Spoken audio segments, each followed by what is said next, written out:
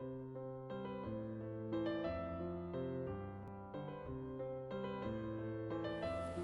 cedo la palabra a la maestra Pilar. Muy buenos días a todos. Estoy muy contenta de estar nuevamente en la Feria Internacional del Libro, que para mí es como el gran festín de los que amamos los libros, y estoy muy agradecida al coloquio, al maestro Sergio Ruelas por la amable invitación para estar aquí hoy con ustedes. También muy complacida de mis compañeros en la mesa. Lo que yo voy a hacer es una visión, tal vez una introducción general al tema del papel de las bibliotecas para la inclusión social y el liderazgo que podemos tener los bibliotecarios y las bibliotecas para lograr estas metas de inclusión social.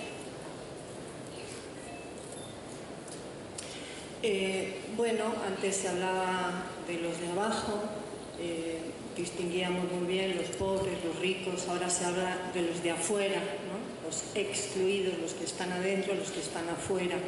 El concepto de inclusión social, de hecho, pues surgió más bien de identificar la exclusión social, de darse cuenta que había no solo pobres, sino marginados, que había inequidad social, desigualdad, discriminación, privaciones o desintegración social, y no solamente carencia económica. Pues en contrapartida, ¿verdad?, la inclusión social está asociada a conceptos como integración social, equidad, justicia social, participación en la sociedad, pluralidad, oportunidades, acceso a recursos, movilidad y cohesión social. Son todos conceptos asociados a los de inclusión social. En realidad es un concepto, pues, de la ciencia política asociado a las políticas públicas que buscan de alguna manera atender las consecuencias de dinámicas sociales que llevan a esa exclusión o situaciones negativas que han ocurrido, ya sea por cuestiones estructurales o bien por algún hecho en particular, ¿no? Por ejemplo, cuando tiene que pasar una carretera y hay que desplazar a una serie de pobladores, bueno, hay una política, ¿verdad?, para reubicar y tal, y entonces pues ahí lo que estamos es un poquito compensando consecuencias negativas de otras políticas, y políticas más de tipo preventivo que van a las causas estructurales de estas desigualdades, ¿no? En ese sentido, pues tenemos políticas preventivas propiamente, pero también correctivas, paliativas de alguna situación negativa, o incluso compensatorias. Todos sabemos también las políticas estas de cuotas, ¿no?, de tantas mujeres o tantos miembros de tal o cual grupo como cuotas para acceso, por ejemplo, a educación o otro tipo de actividad social. En la diapositiva puse una imagen, ¿verdad?, donde están de un lado unos rescatistas muy profesionales, de un lado, ¿verdad?, tratando de enmendar ese barco como que se está ¿verdad?, muy desequilibrado, porque en el otro lado hay un peso muy grande, así como un montón, ahí parece como campesinos, ¿verdad?, una flechita que dice para dónde se está hundiendo el barco, y entonces el concepto de riesgo social. Antes se manejaba también el concepto de seguridad social o de seguro social, ¿verdad?, y ahora el de riesgo social. ¿Por qué? Porque no solo es un riesgo o una pérdida o una situación negativa para los que están de aquel lado del barco, sino que el barco pues se hunde para todos. Las intervenciones que ha habido, ¿verdad?, para de alguna forma atender o ayudar a situaciones sociales, pues han venido desde los ámbitos públicos como del ámbito privado y han tenido una evolución o diferentes modalidades más verticales, más horizontales, y también podríamos hablar incluso de una cierta circularidad, ¿no? En las políticas públicas se ha pasado un poco del paternalismo del Estado, de te concedo un seguro porque tienes más de no sé cuántos hijos o tal, a la visión de los derechos sociales. Entonces, el Estado tiene la obligación de darme ciertos derechos, acceso a vivienda, etcétera, educación y demás, y no es una dádiva, ¿verdad?, que se da de manera generosa, ¿no?, por parte del Estado y de manera vertical, ¿no?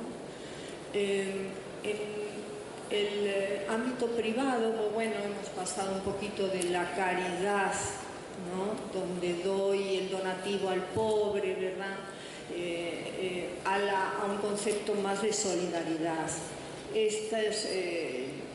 Estos intercambios se han dado pues prácticamente en dos modalidades: la modalidad de donativo, donde se puede dar dinero, una limosna, ¿verdad?, o se pueden dar productos, despensas, libros u otras cosas. Se puede dar el tiempo para estar con el abuelito, acompañándolo en el asilo, o servicios. Voy a ir a vacunar acá, yo soy doctor y voy a vacunar a los niños de cierta zona, en fin, ¿no? Esta es una modalidad de donativo, y este tipo de acción o de intervención pues tiene varias características que se han señalado, como es la discontinuidad. No se da todo el tiempo, sino que se da en determinados momentos. Ahora la campaña navideña y los juguetes y demás. Es también asimétrico, puesto que hay alguien que da y otro que es carente y recibe, y por lo tanto pues se da en términos como desiguales, ¿no? Y bueno, también tenemos la modalidad de intercambio, en donde puede haber colaboración o trueque. En esta modalidad pues las características son ya más simétricas, ¿verdad?, pues en condición de igualdad, y también el que recibe y el que da, bueno, no solo el que da, también el que recibe elige qué recibir, ¿no? Y bueno, en general pues la tendencia también a hacer participar a las comunidades tanto del diagnóstico de sus propias necesidades como de la planeación y gestión de los proyectos de desarrollo, es lo que llamo un poco la circularidad. ¿Quiénes son los excluidos? Pues llamamos excluidos a todos aquellos individuos o grupos que consideramos, ya sea con todos estos apelativos, marginados, inadaptados, desfavorecidos, necesitados, desposeídos, etcétera, ¿verdad?, en razón ya sea de déficits, privaciones o desigualdades, ya sean materiales, educativas o de otro tipo, o en razón de su etnia, de su hábitat, de su cultura, ¿verdad? Las divisiones, estas divisiones o fracturas sociales son tantas que realmente uno se pregunta, pues, ¿dónde está esa sociedad en donde están los incluidos, ¿verdad?, o quiénes son los incluidos? Porque se nos figura como esa tierra llena de fracturas, ¿no?, donde en realidad no hay mucha unidad, y donde los supuestos incluidos a lo mejor están en una islita, en un terruño bien pequeño, ¿no? Para entender la inclusión y analizar cuáles son pues el origen de esas exclusiones, podemos fijarnos desde dos puntos de vista pues en los ámbitos que señala Percy Smith, ámbitos más bien desde un enfoque fenoménico, ¿verdad?, del contexto global, de lo que ha supuesto el fenómeno de la globalización y los cambios estructurales que han sido asociados a ella, el contexto nacional, que abarca desde luego las peculiaridades de las políticas económicas, sociales, el régimen de bienestar, los derechos de los ciudadanos y las políticas también que los propios países toman frente al fenómeno de la globalización, y el contexto local, que comprende desde luego las particularidades de un lugar geográfico, una población determinada y también el gobierno local. Ya visto desde un punto de vista un poco más teórico, académico, podemos decir que las dinámicas de desigualdad que provocan esta exclusión se pueden jerarquizar en 3 niveles que están concatenados. El nivel socioestructural, es decir, el de las estructuras sociales, el nivel de las organizaciones sociales y a un nivel más bajo, digamos, el nivel de las interacciones sociales. Entonces, cuando nosotros queremos abordar el tema de la inclusión, no podemos dejar de ver de dónde viene, dónde está el origen de las diferentes exclusiones sociales.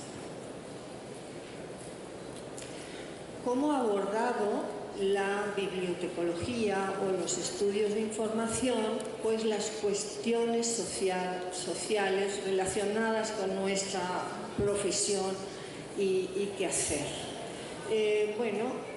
Digamos que el primer hito importante fue pues la institución de la epistemología social por Igan y Shira, ¿verdad?, quienes afirmaban de manera muy contundente ya en el año 65 que el primer fin o el fin último de los servicios bibliográficos, de los servicios documentales, es la acción social inteligente e informada.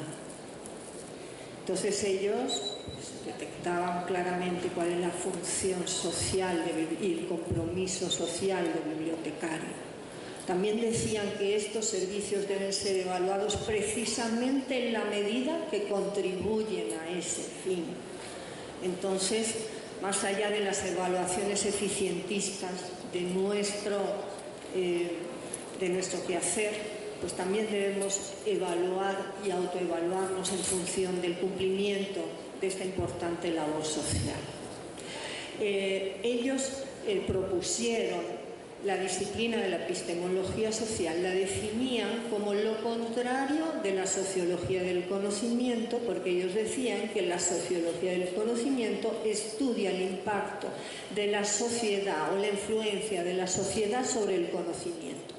Todos conocemos los estudios que hay, ¿verdad?, sobre la influencia que tiene en la producción científica pues el estatus del científico o las presiones de las universidades, de las instituciones y demás. Esto entraría dentro del campo de estudio de la sociología del conocimiento, mientras que Igan y Shira pues decían que el ámbito de la epistemología social es cómo el conocimiento influye o impacta en la sociedad. Por otro lado, pues la bibliotecología social, que es una materia que está en el currículum de muchas de las carreras de bibliotecología, pues abarca todos los aspectos sociales relacionados con las bibliotecas. Tanto la influencia que tiene la sociedad en las bibliotecas, es decir, su contexto político, económico, cultural, como la influencia que las bibliotecas tienen en la sociedad, es decir, su función social. También se habla, y también hay una tendencia, de la llamada bibliotecología progresista, muy unida a la bibliotecología social, pero digamos que toma postura muy claramente, que es un poco más como combativa, ¿no? Parte de la idea pues, de que la bibliotecología y los bibliotecólogos, los bibliotecarios, no pueden estar al margen de la sociedad, de lo que en ella está sucediendo, y por lo tanto existe la necesidad de que tengamos un compromiso social frente a las problemáticas relacionadas con la información, las bibliotecas y su relación con la sociedad. La bibliotecología progresista se fundamenta en la idea de que la información, el conocimiento y el acceso a la cultura son derechos fundamentales de la persona, por lo tanto se alinean a esta propuesta de derechos sociales. ¿Cuál es el rol de la biblioteca? Pues desde luego que Alberto Mangel ha esbozado aquí muchas ideas en torno a la evolución histórica que ha tenido ese rol de las bibliotecas en diferentes épocas, y vemos cómo desde la antigüedad ha habido diferentes propósitos y también diferentes prácticas respecto a la lectura. Vemos que cuando la lectura era en voz alta, pues era social, era compartida. Cuando la lectura se hace ya en voz baja, se vuelve más íntima, más individual. Ahí vemos al monje, ¿verdad? Tenía un propósito su lectura, y su lectura era más bien individual. Tenemos aquí al ilustrado, ¿verdad?, que seguramente como expresión de estatus tenía una gran colección de libros valiosos y demás. Y vemos más modernamente, bueno, ya bibliotecas infantiles, ¿no?, que no siempre hubo, ¿verdad?, o cuando las mujeres tuvieron acceso a la lectura, ¿verdad?, una lectura compartida, una lectura nuevamente que, aunque parte de una lectura íntima, individual, se socializa, ¿verdad? Entonces las bibliotecas como instituciones sociales son desde luego en buena medida el reflejo de un contexto social, el cual comprende, podríamos decir, dos vertientes: las ideas hegemónicas acerca de cuáles son los objetivos y las funciones que debe cumplir esta recopilación y resguardo de los textos escritos, y también las prácticas socialmente aceptadas asociadas a la lectura en tiempos y espacios determinados, como bien lo dijo ya el profesor Mangel. Pues las bibliotecas de por sí, como espacios pues son neutros, han propiciado tanto la exclusión como la inclusión, ¿verdad? En la medida en que eran exclusivas de ciertos grupos sociales, pues no estaban promoviendo la inclusión. Y por otro lado, en la medida en que han sido gestores de cambio social, pues también de alguna manera han promovido esta inclusión. La función social de las bibliotecas está muy clara y es el origen de las bibliotecas públicas, de las bibliotecas comunitarias.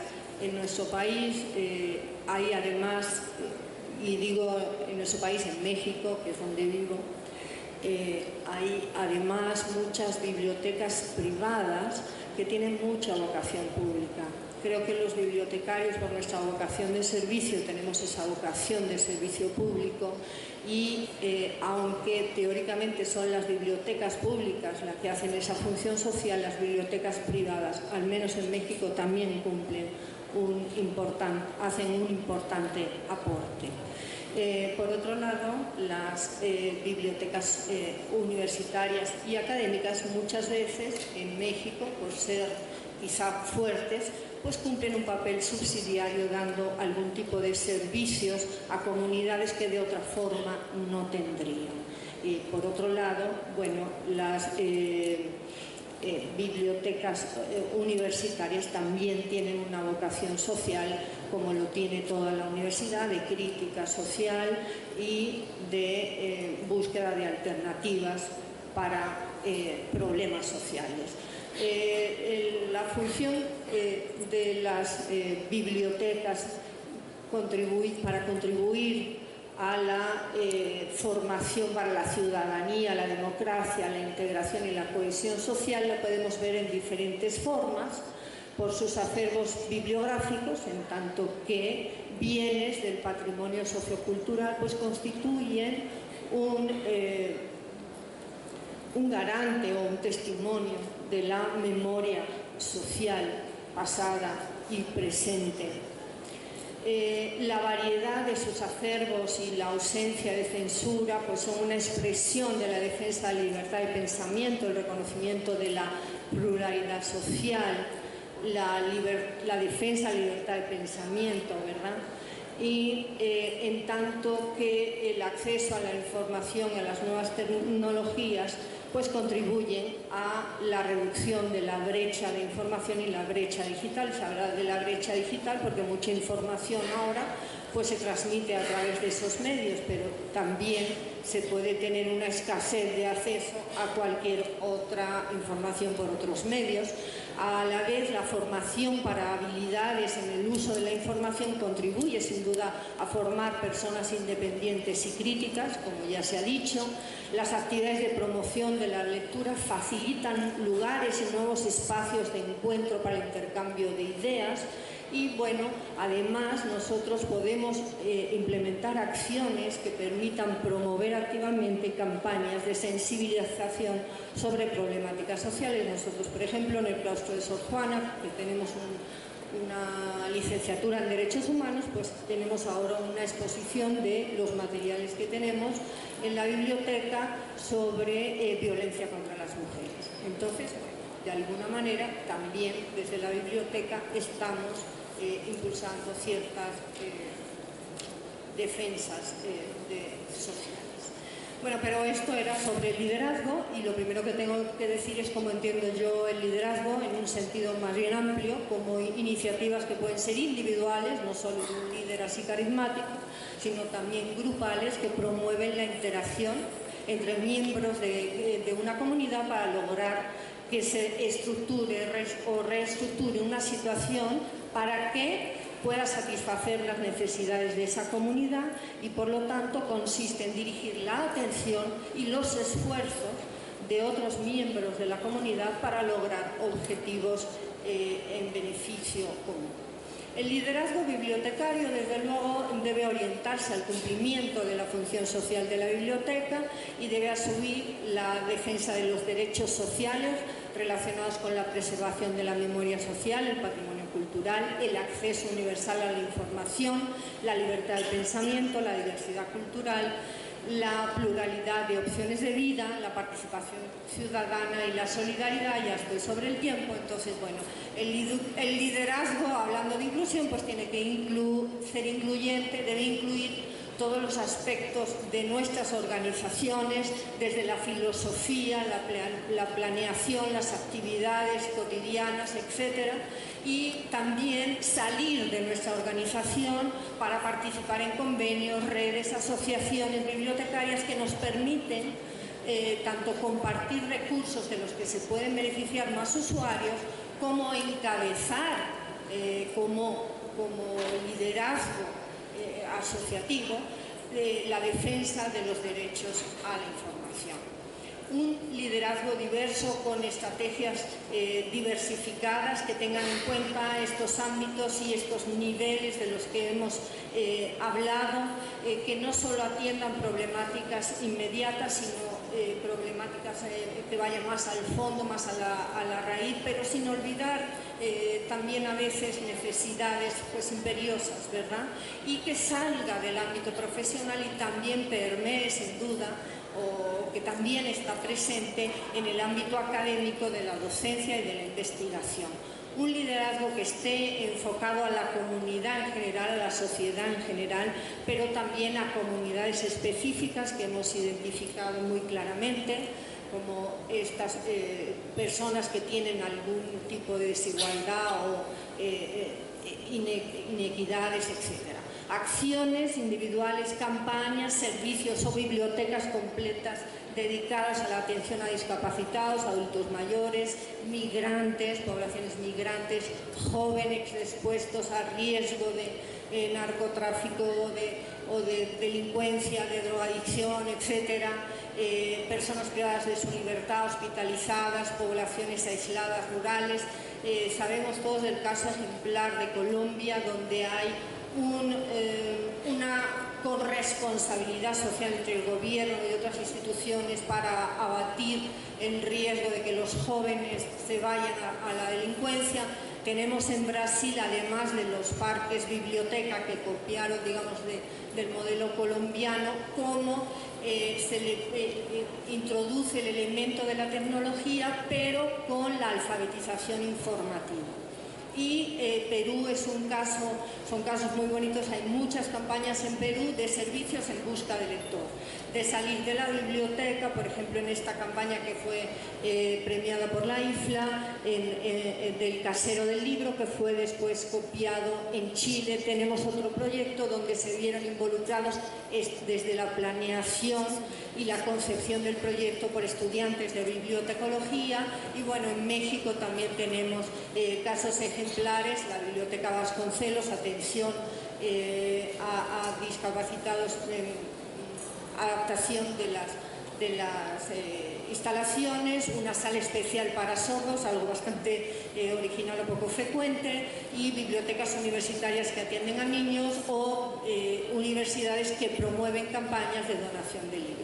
Entonces, estas son solamente algunas de las acciones posibles. Durante todo este coloquio vamos a ver a profundidad acciones muy interesantes a cargo de mis colegas, y perdón por colgarme del tiempo. Muchas gracias.